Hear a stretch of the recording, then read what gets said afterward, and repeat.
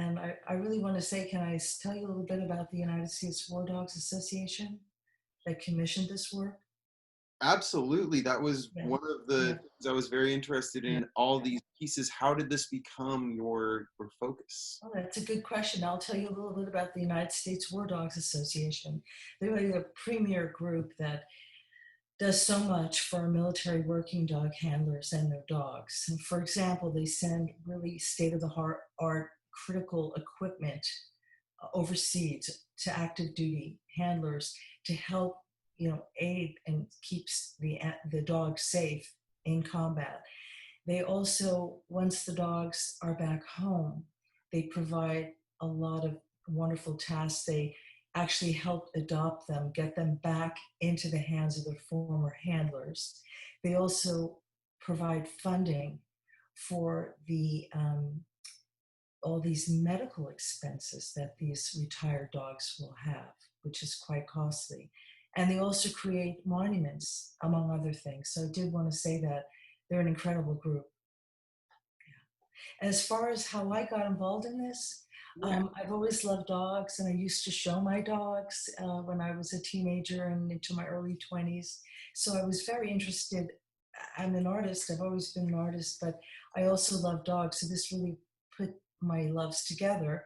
How I got interested, particularly in the service animals, was that I was so fortunate and honored to be selected to do our country's first war dog memorial, Always Faithful, which was 1994. It was unveiled at the Pentagon, and it was dedicated at the U.S. Naval Base on Guam at the War Dog Cemetery, where in World War II, so many dogs, 25 dogs are really honored there with their tombstones. And but hundreds of them came home. And so anyway, that when I had that experience, it changed my life, because I then really got to meet people in the military who do so much for the rest of us and be really inspired by that. And I'm so touched by that, because they really don't ask for much in return. And it's just really an honor to try to do what I can do to honor them with sculptures and monuments. So it's been a joy in my life, and I've been very fortunate to be able to do it all over the world now. I've done them for law enforcement. I did one in France, New Zealand, Australia, through the Australian War Animals Memorial Organization. So these I've done really most of the war animal memorials in the world. Um, I'll tell you about the one that we're going to do in the United States, which is quite an exciting one. Tubby is one of the sculptures that I've created that stands on its own, Right, but right.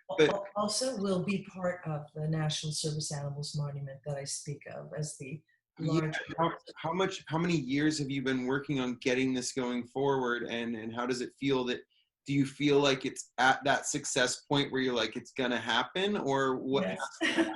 that to become true? Good question. Yeah, we're actually very excited. It was a dream that I had, because I was so inspired and other countries had it, and I'm like, why don't we have something for all our different kinds of war animals? We do have war dog monuments, but what about the horses and the mules and the donkeys and the pigeons, as well as the dogs who served in our wars? And without them, we would not have won most of the wars, or done as well without them. We need one in our country. And then as I continued, in my thinking process and my inspiration about what service animals do, I felt we should include all service animals. So the National Service Animals Monument uh, is a monument that will be done through a charity called the National Service Animals Monument out of San Francisco. I'm the sculptor for it. And there is a website, nationalserviceanimalsmonument.org.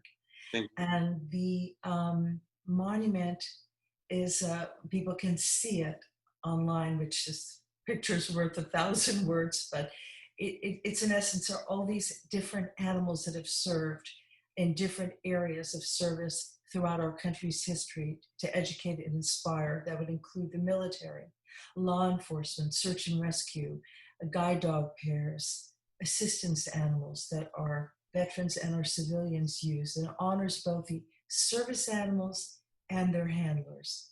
And so, like the pledge that does that also and honors all our women in the military, this is a part of that, to really honor all of them. And we'll have an app that will be very interesting and ever changing, inspiring children or adults about these specific animals in this larger monument and just real life stories that people can contribute to.